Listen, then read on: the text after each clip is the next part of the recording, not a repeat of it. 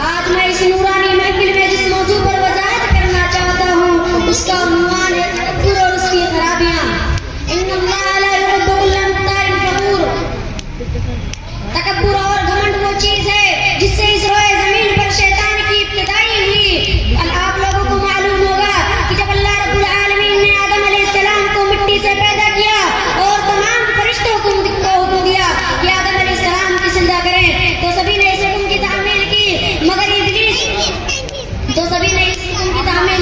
مگر غرور اور گھمنڈ کے نشے میں چور ابلیس نے کہا قال انا خیر من خلقتنی من نار وخلقته من طین، میں آدم سے بہتر ہوں، تو نے مجھے آگ سے پیدا کیا اور آدم کو مٹی سے، میں آدم کی سجدہ کیسے کر سکتا ہوں؟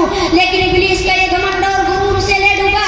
اللہ رب العالمین نے کہا قال فاهبط منها فما يكون لك ان تتكبر فيها فاخرج انك من الصاغرين۔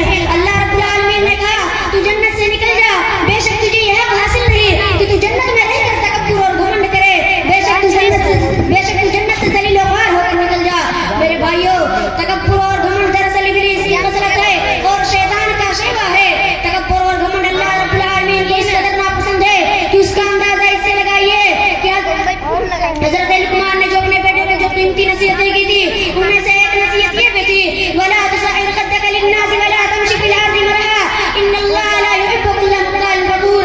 کسی سے گال بھلا کر مت ملنا، زمین پر کبھی اکڑ کر مت چلنا، کیونکہ اللہ تعالیٰ رونق پسند اور گھمنڈی کو بالکل ناپسند کرتا ہے۔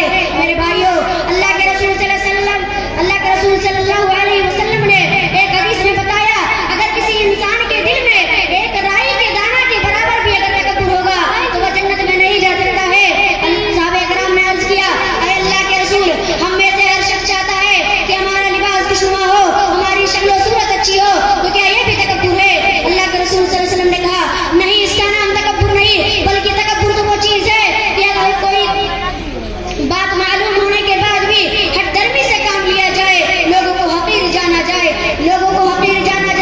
میرے بھائیو، تکبر اور گھمنڈ جیسی بری چیز اگر کہیں ہمارے دل و دماغ میں ہے تو ہم جنت میں نہیں جا سکتے ہیں۔ اس لیے تکبر کے مقابلے میں توازن پر ہماری شریعت نے بہت زور دیا ہے۔ اللہ یعنی انسان اپنے آپ